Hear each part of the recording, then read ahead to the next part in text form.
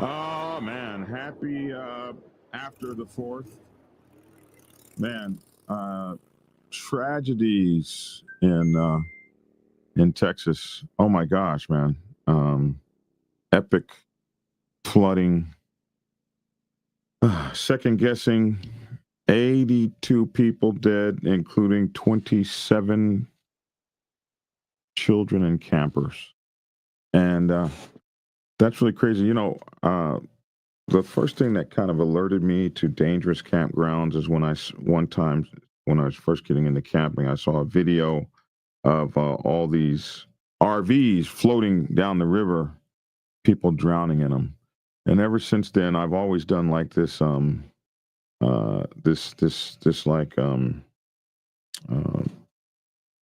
I check two things before I go into an RV camp. That one is the weather, and second is the flood likeliness. Because it takes, even on a good day, it takes about an hour to move a set-up RV. I mean, on your best day, it really can take like 4 or 5 hours. Normally, it can take a long time. So to have that thing ready to roll in like 5 minutes is damn near impossible.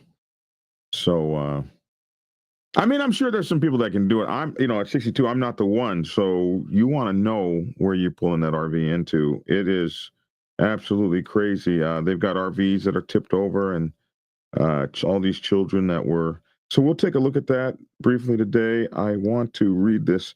Logic sends me my setups every morning. I want to appreciate that, preacher. Today on Black Dragon Biker TV, a stupid biker gets eaten by a bear.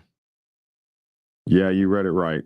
Omar Farang Zin, 48, was touring the famous Transfăgărășan Road in Romania, and he was taking pictures of himself with bears. He approached a mother bear with 3 babies.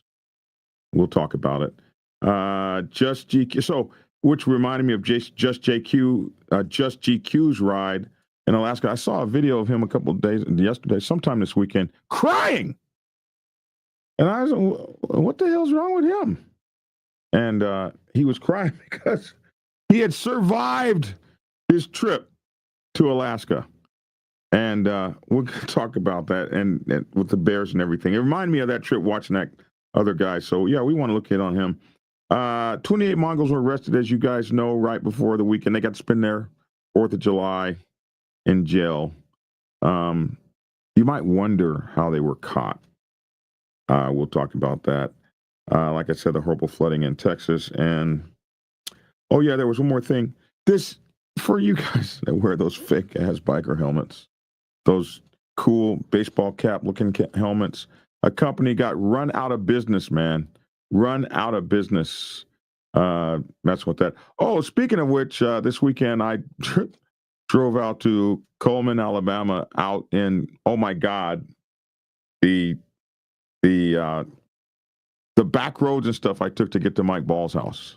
The Mike Ball estate is out there in like deliverance territory. You don't want to be out there and not know anybody. That's not the place to just show up.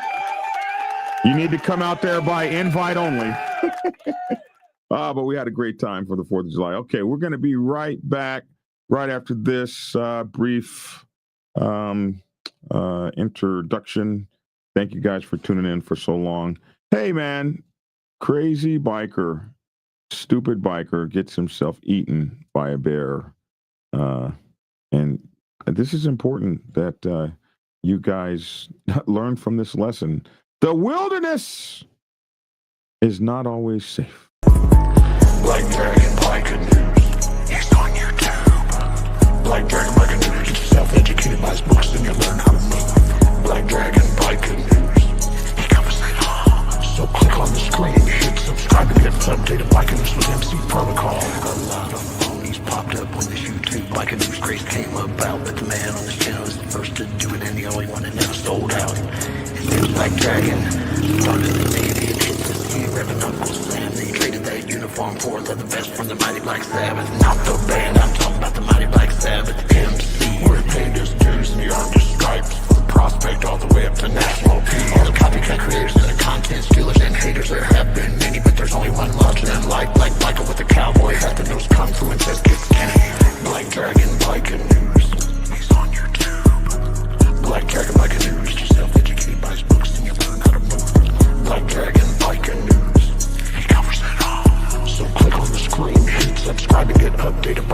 MC protocol.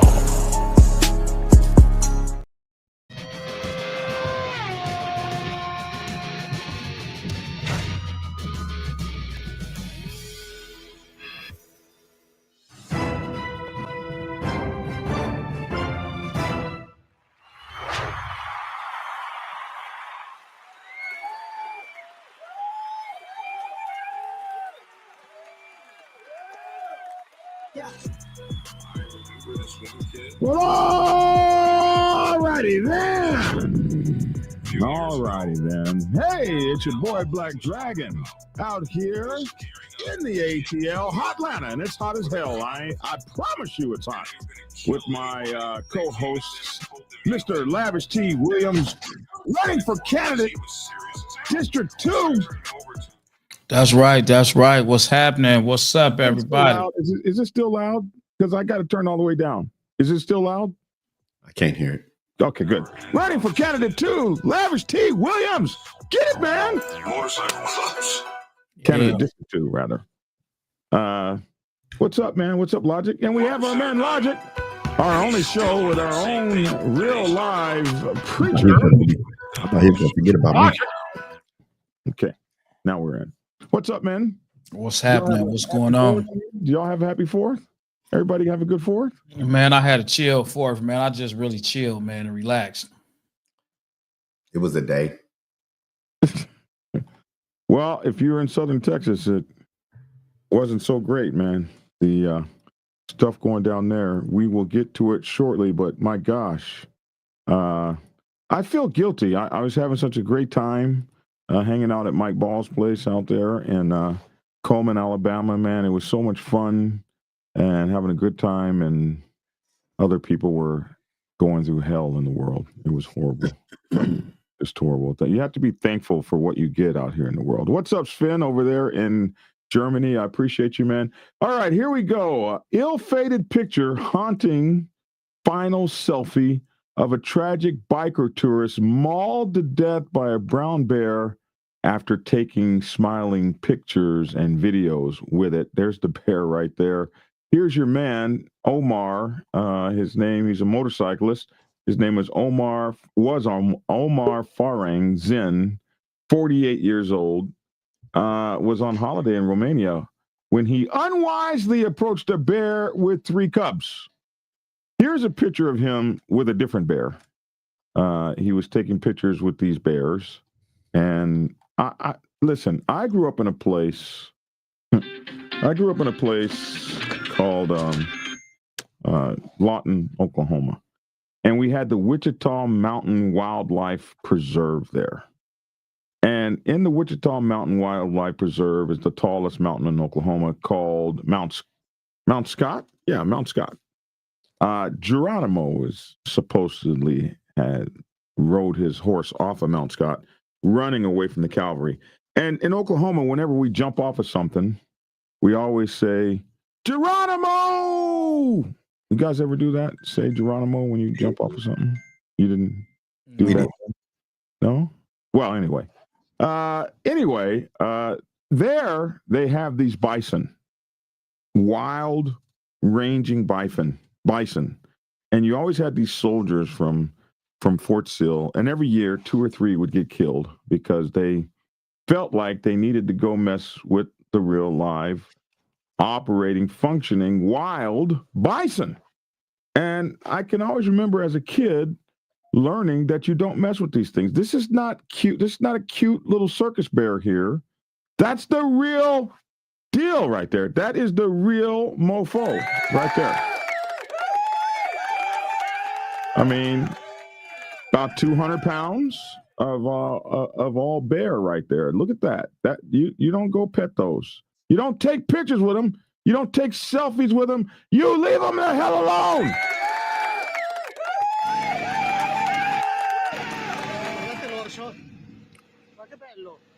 That's what you do. You ride past them. That's what you do. You let them be way the hell over there, and you take a picture with your telephoto lens. When they make this turn here, it's time to go. Right there, it's been time to go. We're way past time to go right now. Sta venendo verso di me. Yeah, bullshit. Time to go. Like, we're so far beyond time to go right now. When they point your way, oh, hell no. I'm done. Oh, I'm seriously done right now. What? No. Okay, I might stay now that he's going that. Oh, wait. He's turning. Time to go. Time to go. Bin time. We're so far out of the time to go category. Wow. Hey, I tell you guys, the poor bastard didn't make it. And I'm sorry for him. I hate that this is in the world. Man, that's the saddest thing in the world. It's like that old show, Faces of Death. You watching? You remember that? Oh my God! You watching something? 40 years old. That thing. The Italian was riding along the spectacular Transfăgărășan Road, famously crowned the most beautiful in the world by British TV host Jeremy Clarkson on Top Gear. I don't know who he is or that show, but he encountered multiple bears along the route and uploaded a stash of content to his social media. Little did he know it would be the last stash of content he ever uploaded ever again. One video shows a shaggy beast peering onto the road as he trundles past. Well, I like the way these guys write. Peering onto the road as he trundles past. I'll have to remember that. And he meets another bear in a car park. Photos show Omar kitted out in sunnies and a helmet for his pleasure. I guess kitted out means that must be his clothes he has on. He's been kitted out in sunnies and a helmet for his pleasure ride, grinning and pointing to a brown bear who is standing just meters away. He also took a video of the predator. They named it right as the predator as it prowled along the area, flicking menacing glares at the camera. Well, this guy's a rider, isn't he? Flicking menacing glares at the camera. The biker can be heard saying, "Here is the bear. How beautiful. It's coming towards me," in his native Italian. How beautiful? It's coming towards me? Crazy. That's crazy. That's just crazy. Omar returned the next day in hopes of finding more bears. And that's just what he found. More bears. But that would turn out to be a terrible mistake. He came across one with 3 cubs and tried to feed it. But the animal attacked his dumb ass. Well, they didn't say that. They didn't write that. But the animal charged him at him and attacked. The beast dragged Omar, oh my God, about 60 meters into a ravine where it mauled him to death. They used the word mauled. We know. They used the word eaten. He ate him. You know, what's it like to be eaten? I never want to find out. You got to ask her. Oh, this woman here in this story? No, it went over your head, man. No, I wasn't going there with you. I was looking at the savage. Bloodthirsty bear leaves only a woman's severed head behind. That's what I thought you were talking about. Passing motorists witnessed the harrowing scene, and like nobody's like, they don't have any guns up there. Like nobody stopped and shot that thing. You ain't gonna shoot that bear with a 9mm. You got to get a 10mm. You ain't one more millimeter, do you? Passing motorists witnessed a harrowing scene and immediately called the emergency services. Police officers, firefighters, and forest rangers all rushed to the scene, but Omar could not be saved from being eaten. The rescue teams managed to recover his eaten body, which was covered in bite wounds, I told you, and took it away for a post-mortem. Well, what do they need? I wonder how he died. Officials also found his mobile. I guess that's what they use for cell phone, his mobile, which reportedly contained photos Omar had taken of the bear, which moments later killed him. Unfortunately, they didn't show us pictures of that bear, just the ones he had taken before.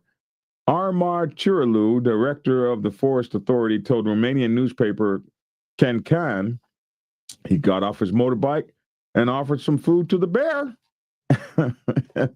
Obviously, the bear didn't want the food. It wanted to eat him instead. The Italian tourist phone was also found, which contained some photos taken before the attack. As the bear approached, he approached with photos close up. The area was cleared following the fatal encounter, and the bear was later shot dead. Man, where's my boo button? They gotta kill the bear for doing what bears do. Man, dude, I used to have a boo button. Yeah. That's sad, man. Poor bear. I don't know, Lavish. You gonna be out there messing with the bears? I don't mess with animals. Oh, that's right. I forgot. I don't mess with animals, man. So, There you have it right there. yeah, Which so reminds I'm me good, man. of GQ. GQ. There was a video of GQ the other day, crying. He was crying. This is one of my favorite creators out there in the world doing his thing. This is him traveling the world. He's given away stuff to bikers. George Crockett That's Academy. Detroit right there. That's Detroit right there. Oh, is that right? Is that Detroit? Yeah. Yeah. He's look at that GQ and the Peace Army. Look at Peace him Army. giving Yeah, away he got it going on, $1,000 here. Yeah, he helps me out, man. He helped me out with my my 360 pole. I told him I was wasting money, so I called him up and he told me what to get. Well, he's a good guy. So he's out there traveling across the country, and he's on. If you've never ridden to Alaska, that's the ride. Not everybody can do that ride because these are the kind of roads you're going to be on. It's not very well developed. I can't do that ride. I can't. It's not. I can't get right, to Canada. That's all. No, I mean I can't get. They won't let me in. Oh yeah, Man. you got to go through Canada to get there. Yeah. Yeah. So he was crying. That's what happens when you're a bad boy, bro. You see y'all Detroit dudes. Well, he's got his stuff. I was about to say something else. Y'all Detroit dudes up there. But he's clearing his record though. He's clearing his record and everything. I'm clearing my stuff, man. But right now, man, they told me, listen, man. Right now, you can't go. Mr. Williams, don't try to cross this border again, man. I tried it twice in like 9 years. They told me that once. 9 years later, I tried it again. I said, man, y'all still got me in the computer. Oh my good. Well, you know what? I know sooner or later they're gonna let you through. We'll ride there together, my bro. But he was crying, and I was like, "What is GQ crying about?" And it was because he had been through, after 8 straight days of riding 10 to 15 hours a day through Glacier National Park, Bluff, Lake Louise, the Icefields Parkway, and the wild heart of the Yukon. I finally made it, he said. I finally made it. The Great North is more beautiful than I ever imagined, but make no mistake, it was brutal too. Long days and cold nights like you didn't know it was going to be cold up there in Alaska. And a road that tested every part of me. The Alaskan highway is no joke. Seeing the Alaska sign had me crying my eyes out after reaching it, after some very hard days. And what I saw in the video, I can't find the video, but what I saw in the video was he was talking about all of the bears and wild animals and meeses and stuff. All of that stuff. Meese. What's a meese? Meese. You know what meese are? No, I don't. They're plural mooses. Oh my God. Oh, okay. Well, hey, yeah. I thought you was trying to say mice. Mice. Yeah, that's what I thought. Those are plural mouses are meeses as well. So you know what? Let me say, one of the highway that he was talking about, he did a post and he says, what I would do anything for a I-20, a I-30, a I-59, a I something. He said, any eye. Any eye. Yeah, man. When I saw that video, I was like, dang, bro, you did it. So I'm so proud of him. And look, there you go. Right there. That BS right there. He talked about this. He said, this is why I needed and got my zoom lens. It's a very good lens. See what I did there? Yeah, we saw that. Very good lens. We saw that. Yeah, this is what you do. You shoot this with a zoom lens.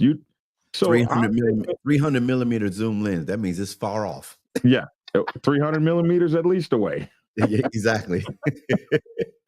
So I was so proud of him for making this trip, man. I talked to him before he made this trip, and he always told me, I like to ride, and I like to ride my ride. And so if you want to come with me on my ride, then you can come with me on my ride.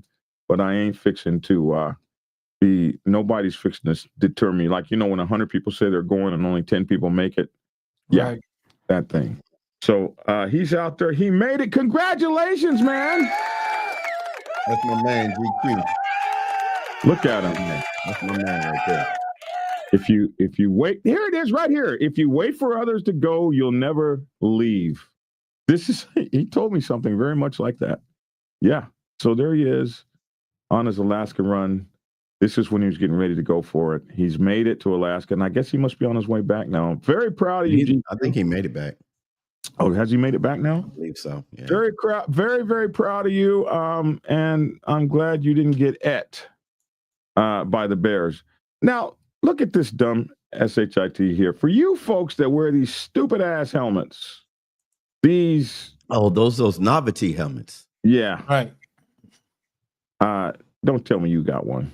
Come on. You. These are my LSU is my friend. I don't have one of those, man, because I'm a tow truck driver, Black Dragon. I just seen the back of somebody's brains on the ground before the fire department had to wrench them down the drain. See? Is that what they do? They spray them down the drain? Yeah, they don't pick them up, man. They take the water, they take the fire hose, and they spray the sidewalk, man. It goes straight down the sewer, man. Oh, my God. Brains and flesh and all that stuff, man. So that's what we're drinking, reconstituted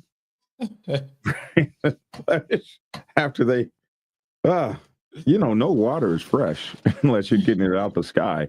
If you cast your mind back to February this year, you may remember a company called Bikers Lifestyle hitting the news, and for all the wrong reasons. It was the focus of a DVSA investigation and was subsequently prosecuted at Wilsden Magistrates Court in order to pay over £10,000 in fines and costs. Well, some good news off the back of that work has arrived in my inbox this morning, as the company has officially been dissolved, according to the company's house. As well as selling dangerous helmets, DVSA successfully prosecuted Bikers Lifestyle Limited for selling motorcycle helmets that failed to meet the required UK safety standards for eye protection. Oh, so they got to have both there. According to the government UK website, tests revealed that 3 out of 4 of these helmets from the company, 3 out of 4 now, failed to meet safety requirements catastrophically, with one helmet recording results that indicated a 100% risk of fatality in a collision. It's like wearing a baseball cap, this helmet. And I see these guys with these dumbass helmets on all the time. DVSA's marketing surveillance unit carried out tests at an independent laboratory that specializes in motorcycle helmet testing. The magistrates concluded that there was a high degree of culpability and determined that there was a high risk of harm to the users of this damn thing. I lost my place. Where the hell? It disappeared. So because of the high risk of harm, etc., the magistrates said that Bikers Lifestyle was forced to remove all of its non-compliant products from its range. So not only were they found £10,000, but all their products had to be removed. So now they had all that inventory they couldn't do anything with.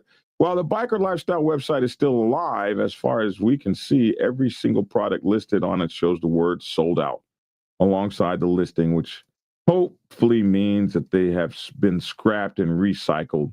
Speaking about the news, Paul Varnsey, technical director of the group, said the prosecution of Bikers Lifestyle Limited was vital.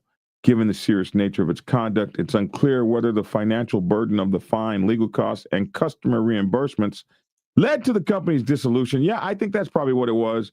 Or if liquidation was used as a means to evade payment. In a similar case involving motorcycle clothing, directors were personally required to settle penalties or face imprisonment.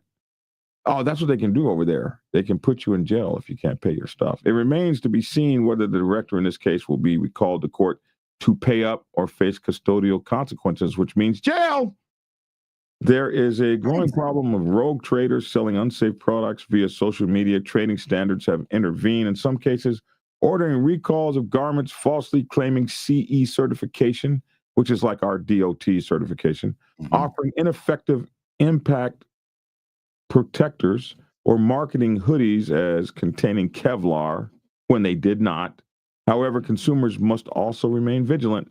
The safest option is to avoid purchasing motorcycle gear from sellers on social media or e-commerce platforms unless they are long-established, reputable retailers with verifiable physical. They don't play over there, man. I'm like, it's a novelty helmet. How you gonna go to jail?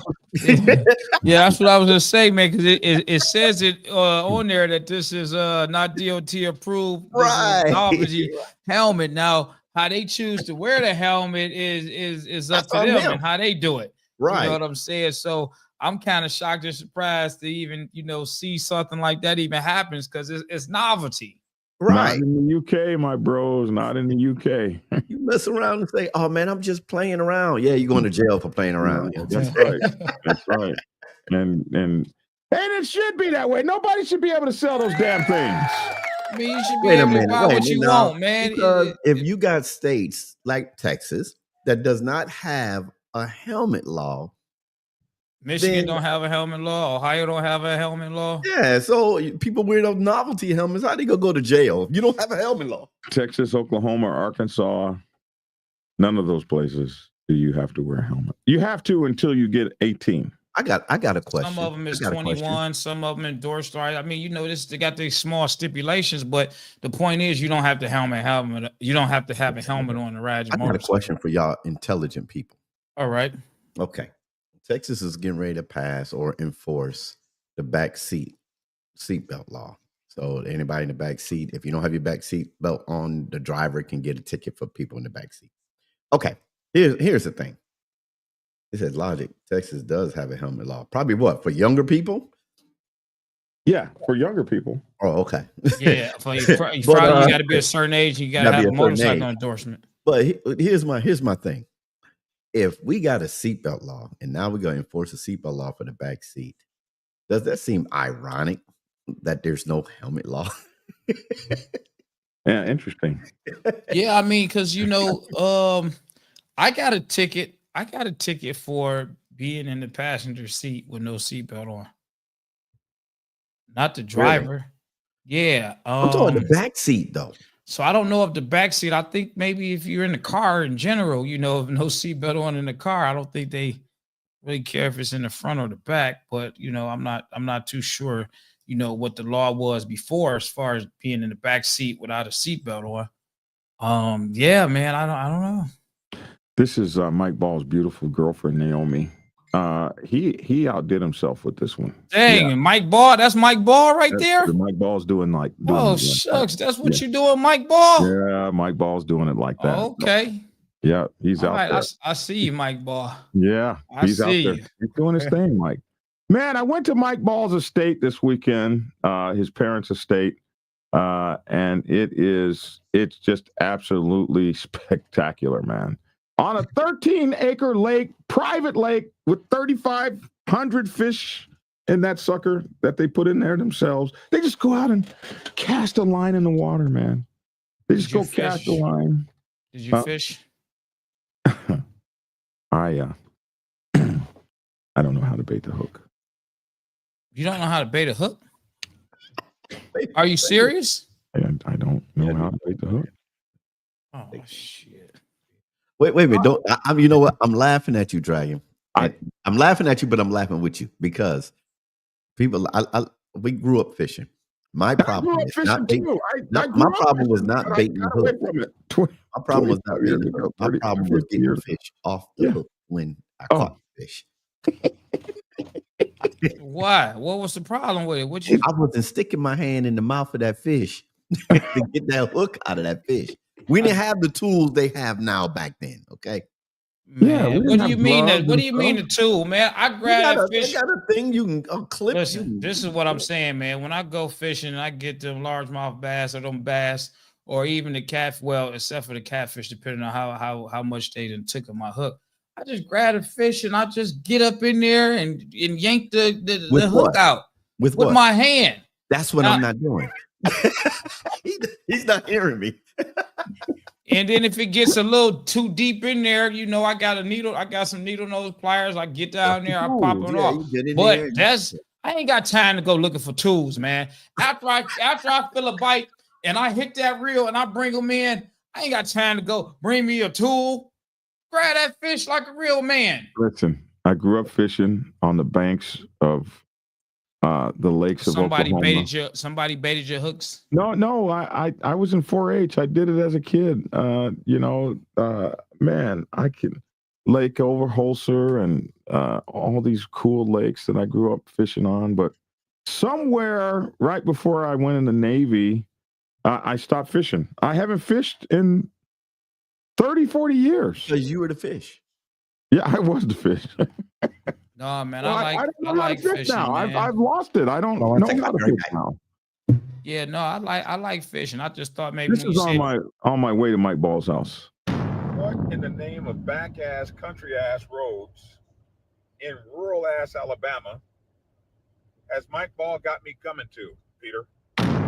This is... Hold on, you're riding with a guy named Peter? Black people don't come back here. This hell no. No, hell no. No, but you're riding with a guy named Peter. Peter's the co-host in many of my videos. Man, stop. One Confederate flag and I'm out. Okay, That's just the way that you said Peter. Confederate flag and I'm out. Turning around and going back home. The hell? This is going somewhere. The sheriff just passed me. Hell no. No. This can't be the way to somebody's house. Why did it just look like the dog was driving? For real, didn't it? Why am I know I'm not serious. Why did I look like the dog was just You guys are messing up the video. You guys are messing. Go to my TikTok page, please. They're messing up the whole video. What's that picture you were showing us? That right there. Is that your thing you just won? Oh man, congratulations. Furthest distance rider. That's all right, man. Why the hell did they get it? Not that it's fixed. Why the hell did they get a race bike, a crotch rider? Not that it's fixed because they're a sport bike club. Not that it's fixed. I can tell y'all. You broke that trophy? Not just broke, bro. Syracuse streets is so messed up. I'm going from the clubhouse back to the hotel. It is like literally 4 miles. I said, I'll just throw this. This is small. I just throw it in the tour pack, right? Lavish. I just throw it in the tour They pack. don't have suspensions on I hit a freaking, I don't know, tunnel. I hit a hole. And I went out and I looked in my tour pack and this thing broke. I almost cried. Oh my gosh. And then so I got back home. I was going to put it together, finding the right glue. And then it fell again and it broke again. Shattered. I found the right glue. I had all the pieces because this front tire fell off. The thing fell off the base. One of the mirrors fell off, and one of the handlebars fell off. You just destroyed the dog. No. It's together. Look. That gorilla super glue. Worse. Wow. They were clean brakes. Wow. As long as you can't even tell it don't drop. You can't even tell. If I didn't tell you where it broke, you would have known. Well, listen, I got to tell you, the Mike Ball's house experience was... Yeah, that's what I want to talk about. Do we got horses? They don't have horses. They got a barn, so I guess they could have horses there. And the where was it? We're here at the Mike Ball estate. We had a bonfire? Yeah, we had a huge bonfire, and then they had... Look at the fireworks. They had real fireworks. And that's at his house? Yeah. It's so hot. Damn. Mike Ball, where you live at in the country? Damn, that's his barn. Yeah, no, that's not the barn. That's Mike Ball's house on his parents' estate. So he's got his own house. He got his own house on the estate. That's the house right there. Estate. That's his. And then the parents have this goddamn, just gorgeous home. Just gorgeous. All lit up and stuff like. Those are. That's why they are called millionaires. Lavish. Hey, we got Peter here. Like he's a millionaire. We got Hardwire 1%er over there. That's Hardwire 1%er. Hardwire. There's Mike's dad. Yeah, Hardwire. The down there's Mike right there. We're getting ready to see the fireworks. These are my. Where's Hardwire from? On fireworks. Ohio, I believe. Oh, he rode down there for that. So Hardwire didn't ride down. He brought his RV, but Beezer rode up from Florida. We had people from all over the United States there. Beezer rode up from Florida. You might remember Beezer, the guy who stayed in Florida during that big tropical storm when everybody got flooded out and drowned. He stayed there the whole time. Yeah, that guy. Yeah, this was like a little event. Yeah. There's the dogs. Now watch, the fireworks were crazy, man. Man, that is so cool. 4th of July, 2025 here at Mike Ball's place. Mike Ball's father's place. There's the lake there, 15 acre lake. It's just gorgeous.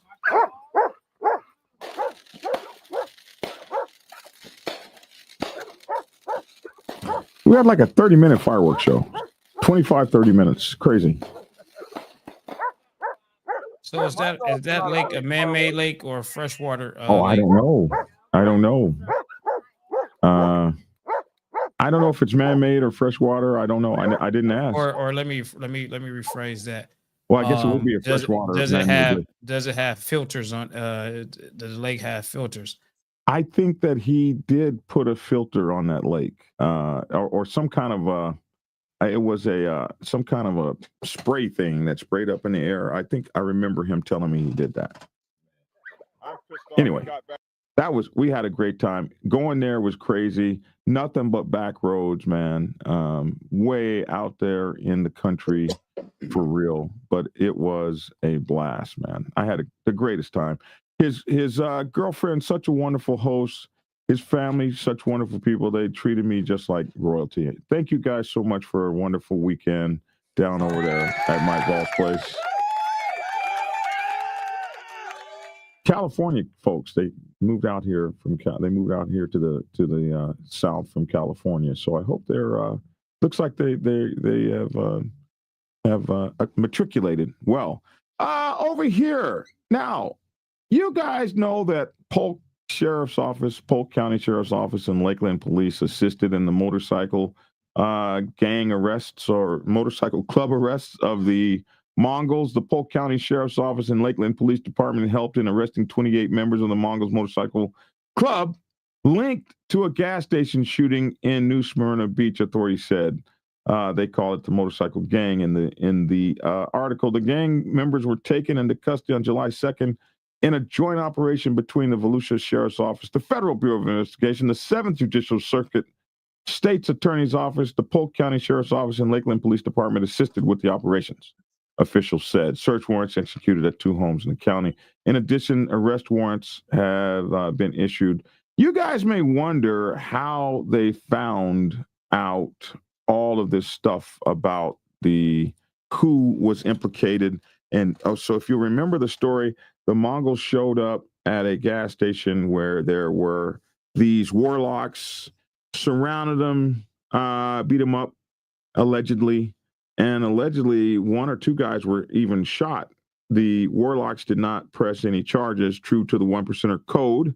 So how in the hell did they find out anything about this with nobody commenting? Well, in an article I read earlier, it said the way that they found out was simply by using surveillance video and cell phone footage from the witnesses.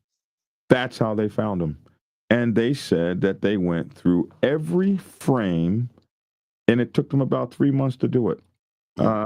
They went through every frame. Police said they went through every frame of video in Mongols' case, in Mongols' arrest. Let me see if I can find that article. Yep, I think this is it right here. But they said they used this video. Here we go. They used the video, and they went through here it is. Extensive video evidence leads to identifications. The breakthrough in the investigation came through painstaking analysis of surveillance footage and bystander or witness videos. Volusia County Sheriff Mike Chitwood told this paper, Wish, that FBI agents and local detectives went through every single frame of video from both the gas station security system and cell phone recordings by witnesses. This methodical approach enabled the investigators to identify 31 individuals allegedly involved in the attack, of which they arrested 28 on July the 2nd. The coordinated arrest on July the 2nd involved 9 FBI offices, and as we said a little bit earlier, which spanned all of that area of Florida, all the way down to Polk County, where you should know that you shouldn't be messing around down there. Growing motorcycle gang presence in Florida. The operation, called Mongolian Beef, arrests highlight a concerning trend of expanding outlaw motorcycle club activity throughout Florida. Gang expert Vincent Scaduto, quoted by Yahoo News, noted that at least 2 major outlaw motorcycle clubs, the Mongols and the Pagans, have recently moved to Florida, establishing new chapters in territories that are encroaching upon each other. Plus, the already dozens of them that are down there.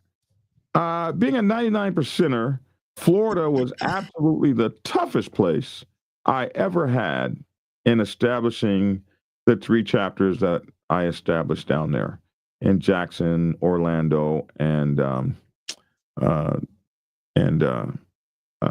Pensacola. The toughest place to get into. You really got to be on your business to get up down there. The Mongols Motorcycle Club, founded in 1969, represents one of the big 5 outlaw motorcycle clubs, we say, in the United States, alongside the Hells Angels, Bandidos, Outlaws, and Pagans. Federal law enforcement estimates from Wikipedia indicate that the organization maintains about 5,000 full-patch members across 14 states and 25 countries internationally. So the club has been designated an organized crime group by the U.S. Department of Justice, Australian Federal Police, and Europol. So that's what the sheriff was talking about when he said that they were internationally recognized as a gang. But he went further, and this is where biker clubs have to be careful. He went further to also call them domestic terrorists, although that is not written here in any of this, and they're not called domestic terrorists. I believe on the Department of Justice website it says that's an interesting new term that's been added to him. Yeah, he was hot. Yeah, he was hot. So the pattern of violence emerges. The March 2025 bike week incident was not isolated. Sheriff Chitwood revealed that 3 of the suspects tied to the New Smyrna Beach shooting were also linked to a shooting 2 years before that happened in Titusville, indicating a longer history of gang violence in the region. The earlier incident involved the same 2 clubs, with 3 Mongols members allegedly blocking traffic to confront a Warlocks member, leading to gunfire on a busy highway intersection. I think the fact that they're doing more of this stuff out in the public eye is just, horrible. And it's also going to lead to more repressive laws against bikers, outlaw motorcycle gangs, outlaw biker gangs, biker clubs, motorcycle clubs, and even riding clubs. The Space Coast Daily reported that the 2023 Titusville confrontation occurred when 3 Mongols members illegally converged in southbound lanes of US 1, blocking a Warlocks member who then dismounted his motorcycle to confront them, leading to a street fight and gunfire. So legal implications and potential federal charges. While the current charges focus on aggravated rioting, a second-degree felony punishable by 15 years in prison, legal experts anticipate more serious federal charges may follow. So those guys, they took them off the street to cool their heels, but they may be charging them federally, like with a RICO charge or something. The coordinated nature of the Operation Mongolia Beef, involving multiple FBI field offices and resulting in seizures of 38 handguns, 15 long guns, approximately $10,000 in cash, not a lot of money, and various illegal substances, suggest prosecutors may pursue, like I just said, a RICO charge with the predicate and everything. This is what you have to be aware of, and this is what you have to fear. They just charged P. Diddy, for Christ's sake, with RICO, saying that by having freak-offs, he was using his organization to make money using freak-offs. They will throw that RICO on you, and it's going to be hard to beat. Unless you got that dream team he had. It's hard to beat. And a lot of these people ain't got no dream teams. So I would warn motorcycle clubs to chill the hell out, man. This recent federal prosecutions demonstrate the government's aggressive approach to motorcycle gang cases, with RICO charges allowing prosecutors to target entire criminal enterprises rather than individuals for their crimes. And in America, it was always been, you committed a crime, you go to jail. Now it is now changed to a brother in your motorcycle club commits a crime across town or across country, or maybe even across the United States. I don't know if you remember that judge recently said in a case involving the Bandidos, he was talking about crimes committed over in Europe somewhere. To put that on them, poor dudes down in Texas. They don't even be knowing those guys. But that's what's going on. Federal RICO convictions can result in sentences of up to 20 years in prison, with the statute specifically designed to combat organized crime activity. So, by the fact that all of these multi-agencies responded, they're not trying to get no little bitty charge. They're trying to get the big ones. The scale of the operation of Mongolian beef reflects the seriousness with which federal authorities view motorcycle gang threat.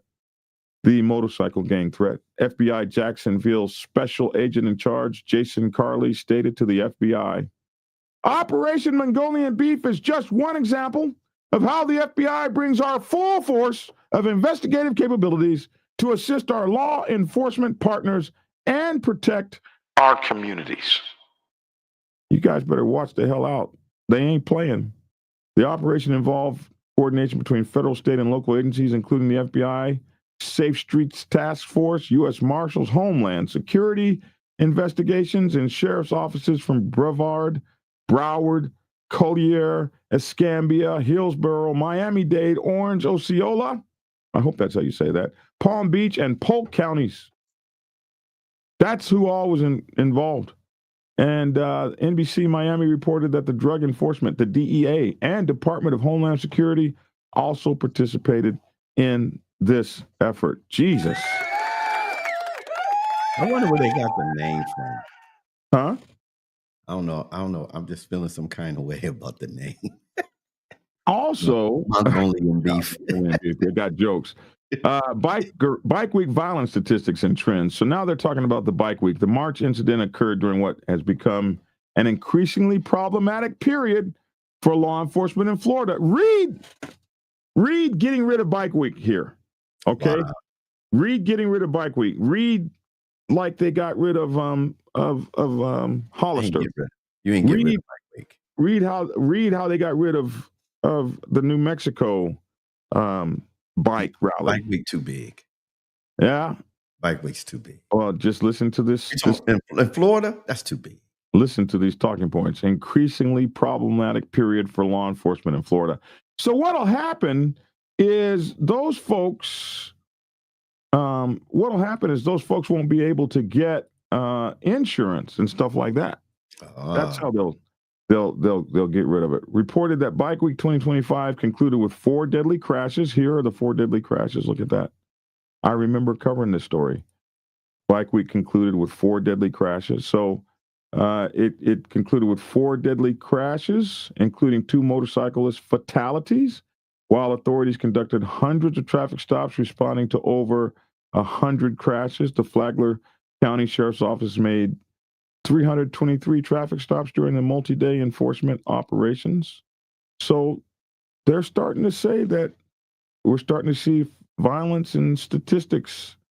The 2019 Tampa Bay Times investigation revealed that outlaw motorcycle gangs maintain active chapters throughout Florida, with the Outlaws remaining the dominant club in South Florida, the Warlocks controlling eastern territories from their Orlando base, and newer groups like the Mongols and Pagans establishing footholds within the various regions. So 3 suspects still remain at large. Authorities continue their investigation with officials looking. And what they expect is a forthcoming treasure trove of evidence from the guns they've seized. But they haven't said whether those guns were legal or not. But they expect that there's going to be some illegal guns. They've seized phones. They've seized cell phones. They've seized maybe computers. And the sheriff himself said, I believe that we're going to be finding some what do they call that? Evidence from guns, ballistics and stuff like that. They believe they're going to be finding some stuff that it's not going to be good. There you go. They think they're going to have a treasure trove of information. Some type of way about that name.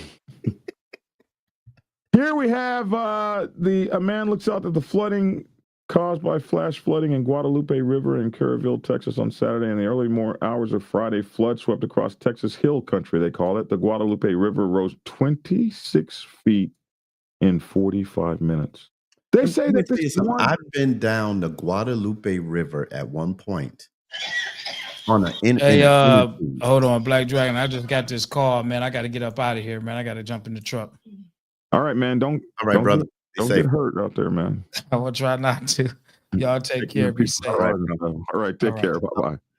I went down. We went on a spiritual retreat down in that area, and I went down the Guadalupe River. Well, we all did on an inner tube that you can see the bottom. So just to give people an idea, that river at some points is very extremely low. So for it to rise that much to flood the areas down there, that is a lot of rain. Yeah. It's a lot of rain that fell down there. They said enough rain fell to fill 1.1 million Olympic swimming pools. Fell out the sky? That much rain? To overflow. And people that's from the southern half of Texas, when I mean the Guadalupe River is not a deep river at some points, but for it to rise that high, I've been there, and it's mind-boggling. And when they talked about how much rain came down in that area, it's crazy. Our chaplain, as soon as I got back in town, our chaplains division got activated. But of course, I'm just getting back. I couldn't go because our chaplains divisions got activated to go down there. And, you mean those cops? That whole thing of cop chaplains y'all have? Cop chaplains. According to our leader. Oh, yeah. What are you talking about? They're all cop chaplains. But yeah, that's I mean, oh my gosh, it's just mind-boggling. That's all I can say. Listen, we got to take 1 second to congratulate Conky, 1%er. He has been on our show forever. He has been on our show the whole time he's been going through this process of becoming a 1%er. More than a year that has been going on for him. And he just crossed over, man. Hey! Congratulations, Conky 1%er. Congratulations. Yeah, and thanks for being on the show. Thanks for being a longtime supporter, man. And congratulations to you for your crossing over into the world of outlaws and 1%ers, my man. Keep your head on a swivel, my bro. Love you much, and man, appreciated talking with you and sharing your journey with you. Thank you for including me in on it, and thank you for letting me know last night via email everything that's going on and that you made it over, man. I'm really proud of you. Can someone please answer me a question? If you are 1%er and you know you're going to go out there to throw down, why are you not wearing your full-size helmet? That's a good question. I'm going to ask one.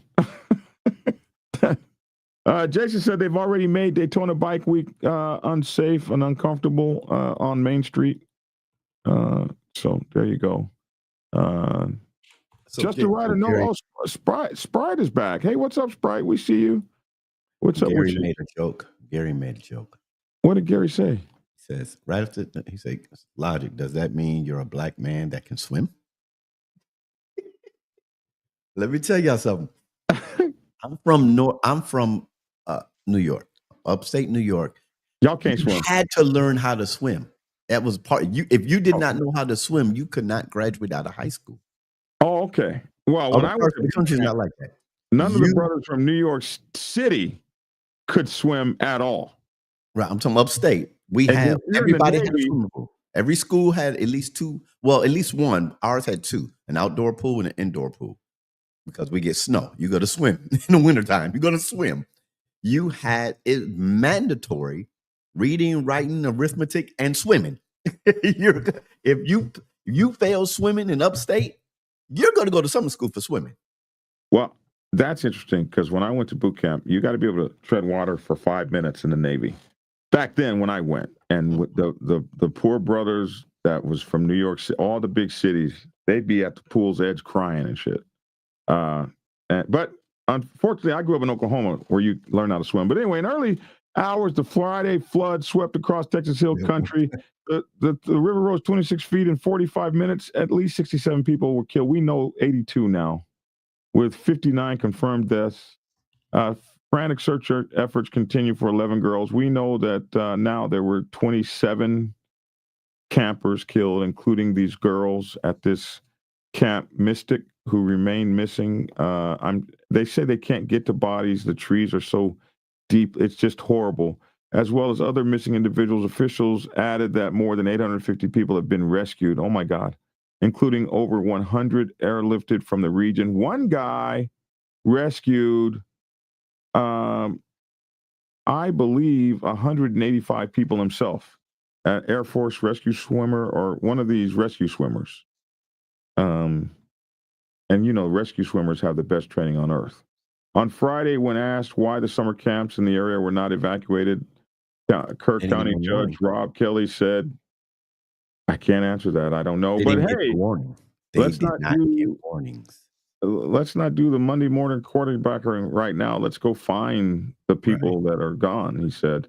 On Wednesday, the Texas Division of Emergency Management activated state emergency response resources, saying there were increased threats of flooding in parts of central Texas. Swift water rescue teams, along with other types of rescue equipment, were moved into the area because some modeling had predicted high levels of rainfall. But listen, everybody got the forecast from the National Weather Service. It did not predict the amount of rain that we saw, said Texas Emergency Management Chief Nim Kidd on Friday. U.S. Representative Chip Roy, our Texas Republican, who was in the area for the July 4th celebrations, asked for people to focus on the ongoing rescue work. I just ask everybody, pause, take a breath from the recriminations and the Monday morning quarterbacking, he said on Saturday. Let's focus on finding those who can be found. Then we can always assess what we need to do later going forward. Kristi Noem, Secretary of Homeland Security, said on Saturday afternoon, for decades, for years, everybody knows that the weather is extremely difficult to predict. So it's horrible. Here's the timeline. Wednesday, July 2nd, the Texas Division of Emergency Management announced that it was activating state emergency responses. So that happened on Wednesday, July 2nd. At 4:41 p.m., early hints of severe weather came in a post on X by the NOAA, National Weather Service. Austin people. Scattered moderate to heavy showers continue to develop and expand in the Hill Country. Now, by Thursday, July 3rd, at 9:47 a.m., the Texas Division of Emergency Management posted on X weather guidance in both English and Spanish. Posted on X? Who even goes to X? Informing followers about what to do in a flood, adding, as we head into the holiday weekend, the flood threat in West and Central Texas continues. Stay weather aware.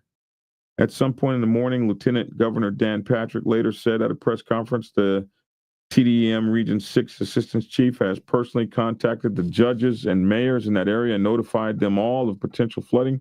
I don't know why you call judges and mayors. That's interesting. Well, mayors certainly, but judges. He said it was unclear exactly where in the region the storm would hit. The message was sent. Patrick said it is up to local counties and mayors under the law to evacuate if they feel the need. That information was passed along at 3:35 p.m. The National Weather Service, San Antonio, announced a flood watch on X, saying pockets of heavy rain are expected and may result in flooding. On Friday, July 4th, at 12:42 a.m., the National Weather Service, Austin, San Antonio, posted on X, upgrading its flood watch to a flood warning for part of the impacted area. In a post from 2:14 a.m., the area was expanded. So that was 2 hours later. A flood warning occurs when flooding is imminent or is already happening. At 1:26 a.m., this is 1:26 a.m. Nobody's up. Nobody's awake at this time. The National Weather Service Prediction Center said the flash flooding likely overnight was significant impacts. This message was posted on X a minute later. All this posted on X, like it used to go on television and all that stuff. Around 3:30 a.m., the Kerrville City manager Dalton Rice said he was out for an early morning jog. along the Guadalupe River and saw not a drop of rain, according to Lieutenant Governor Dan Patrick, who recounted his conversation with the city manager. Rice added that he left around 4 a.m. when there was very light rain. We did not see any signs of the river rising at that time, but by 4:06 a.m., the National Service Austin San Antonio posted on X, a very dangerous flash flood event is now ongoing. It ended. Turn around, don't drown. Then at 5:15 a.m., the National Weather Service San Angelio posted on X that there was a flash flood emergency. This is by 5 in the morning. The San Antonio office posted on the X account about the emergency at 5:23 a.m., just about 10 minutes later. This type of alert is exceedingly rare, they said, and used when there is a severe threat to human life and catastrophic damage, according to the National Weather Service. Between 4 a.m. and 6 a.m., the Guadalupe River surged with water levels rapidly rising as much as 30 feet. According to Representative Roy, local TV footage showed the empty foundations of houses where everything had been swept away. Kerrsville City Manager Rice said he started getting calls around 5 a.m. about the flooding. He said upstream of the city, 2 branches converge into the Guadalupe River, and that both forks had received more rain than expected. It was about 7 feet or so on the South Fork. Within a matter of minutes, it was up to 29 feet. After the 1987 flood alarms were installed along the river, however, Rice said that he believes those are south of Kerrville, and they are not alarms everywhere. There are not alarms everywhere on the river, he said. I bet there will be from now on. He added that it is a very hard decision when to issue evacuation orders. There's a balance between do you evacuate and put chaos on the road and potentially risk people getting stuck on the road. This is hill country. There's a lot of water crossings, he said. A lot of our operation plans, especially with these camps, that is, the plan is sometimes shelter in place to get them to those known high grounds and then wait for rescue. There's not a lot of high grounds you can go to when it's 29 feet above the banks. Jesus. At 6:16 a.m., the city of Kerrville's police department posted on its Facebook page its first warning about the weather, noting that it's a life-threatening event. 6:16 p.m. And they were getting notices by 12 a.m. It's now 6-7 hours later that they post on its Facebook page that the flooding is 6:32. And then, it just goes on.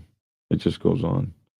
By the morning, it's just road closures. If you live along at 8:32 a.m., if you live along the Guadalupe River, please move to higher ground immediately. This is 8:32 a.m. Come on now. But, not time for Monday morning quarterbacking, but they don't seem to have been on this disaster very well at all.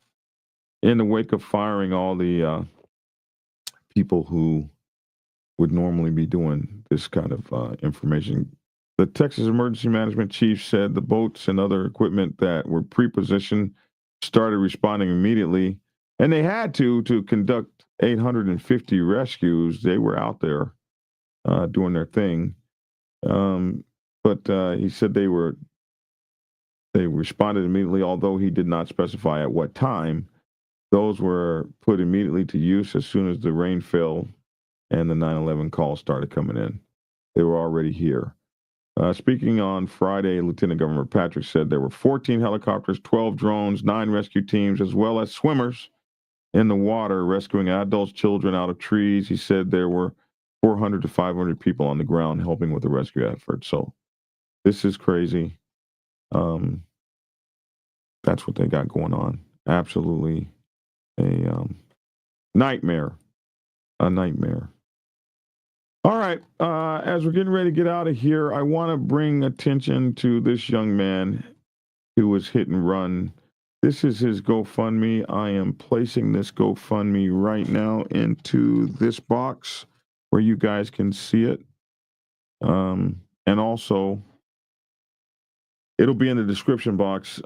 This young man, I happen to know. His name is Carlos. I could never really say his last name. Acevedo. And I love this young man because he risked his life to save mine. And I say that because I was very ill with COVID back when we didn't know whether COVID would kill you or not. And he and his father came and picked me up. They didn't wear any mask or anything, and they took me to the hospital to make sure I was okay. He was in a motorcycle accident. A car pulled out in front of him, stopped in the middle of the road. He tried to brake. He was doing 50 miles an hour. His brakes locked up, so he went down, slid across the road for 100 feet, fractured shoulder blade, 3 fractured ribs. The young man doesn't have medical insurance. His bike got totaled. I'm just looking to get some help to cover the bills. So if you guys could give anything, it would absolutely be appreciated. Yeah, he got tore up pretty bad in this accident. This is a good young man. He listens to his mama and his papa, and good young man. His father is a club brother. So I most appreciate him. Also, we are standing in solidarity with Carmel Curves, helping them raise their money to get their clubhouse. I want to for you guys to consider these 2 GoFundMes, if you would, and that would be much appreciated. All right, so preacher, that's it for this morning. Let me see, clear out my make sure I got all my comments answered. I think we do. Is Logic a black man who can swim? Black Dragon, I texted you an article speaking on the possible cause of why there wasn't an early warning around Central Texas.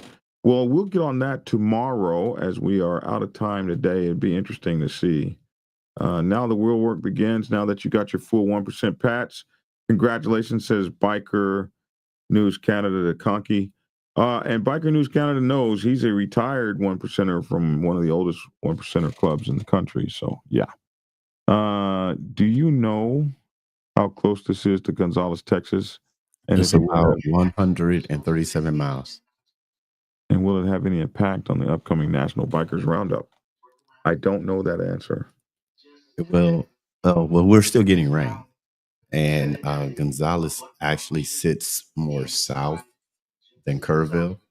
So if they get rain, a lot more rain, it could, but we don't know until, next month.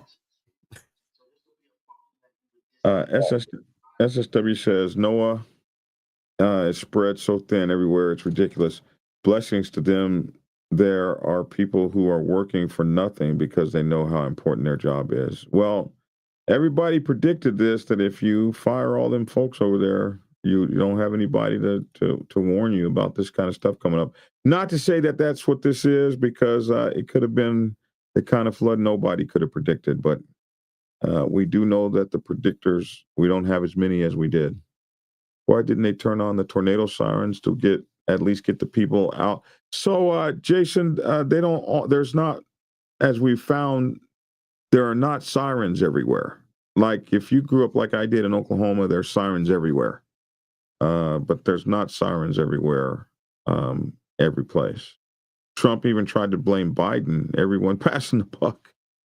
Really? Yeah, he was trying to blame Biden for the water. Wow. Yeah. That's what they do, Jones. It's a loop. He blames everybody. So we're just going to ignore all the cuts that were made to the NWS Doge and the orange sucker in office. No, no. I think we mentioned the cuts. we didn't forget the cuts.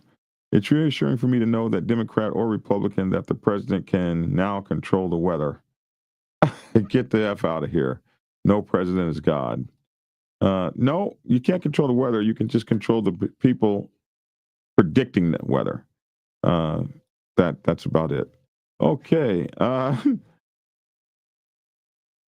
Let's see.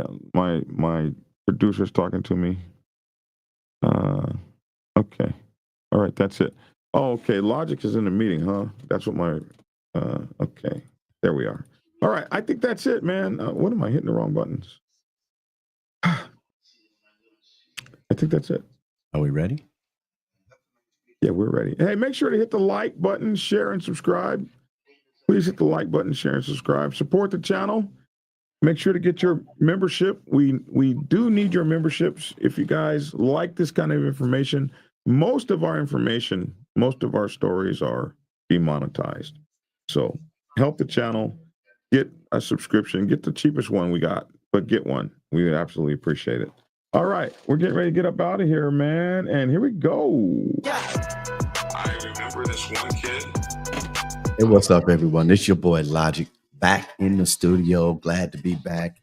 Listen, with all the rain, with all the people on the roads, with the bad roads, you have to be careful when you get out on twos. So remember these words: to ride hard, ride safe, but always, always ride on faith and keep it logical. Peace. Ride safe and keep it logical. Outstanding, man. Have a great day. We will check you out tomorrow. And it's your boy Black Dragon, man. Absolutely appreciate you all. Thanks for tuning in. Make sure to like, share, and subscribe. Like, share, and subscribe. We need those subscriptions. We need those likes. We need that to continue moving forward with the kind of news you guys want to hear. I'm Black Dragon. That's my 2 cents. Stuck at 325 pounds. We're trying to get down, man. Down from 365. Sitting here at 325. And we're trying to get down. So stay on your meds. Keep your body healthy. Eat correctly. That's my 2 cents. I would love to hear your 2 cents in the comment section below. Thanks for tuning in. And get skinny. Peace. Prepare yourself to take the helm as president of your mighty motorcycle club by delving into the pages of Black Dragon's newest book, The President's Bible, Chronicle 1, Principles of Motorcycle Club Leadership. There you will learn to advance your skills in applying the 14 scientific principles of leadership similar to those taught to officers in the United States Naval Service. Available in hardcover, paperback, and ebook. Get yours today on Amazon, Kindle, or order it at your local bookstore. Order your autographed copy from blackdragonsgear.com. Be the best motorcycle club president you can be. Get the book. Get Black Dragon's first book, The Prospect's Bible, to learn how to join a motorcycle club. It has been an Amazon #1 bestseller for the past 7 years and is required reading for over 3,000 motorcycle clubs worldwide. This book is a must-have for new people venturing onto the motorcycle club set. It will teach you how to prepare yourself for service to the motorcycle club nation and show you how to qualify a motorcycle club to be worthy of your service. Available on Amazon, Kindle, and for order at your local bookstore. Get your autographed copy at blackdragonsgear.com. Be the best motorcycle club prospect you can be. Get the book. If you are seeking clarity about issues stemming from problems or crises occurring within your motorcycle club, then set up a consultation with Black Dragon. Black Dragon has over 30 years of experience in the motorcycle club world, having served as a national president of the 50-year-old Black Sabbath MC Nation for nearly 10 years. Black Dragon is a veteran negotiator, skilled in crisis management, conflict resolution, inter-club issues, press conferences, and club reputation management. You can set up an appointment to speak with him by phone at clarity.fm/black-dragon. Get the clarity you deserve to help make your MC the best place it can possibly be. It's definitely a big issue for you too. But I'm going to talk about the 99s for a minute. What's up, Mama Roll? I'm going to talk about the 99s for a minute and what our responsibilities are and what we need to think about. Because if you don't really know what's going on the set, you can find yourself in kind of a precarious predicament.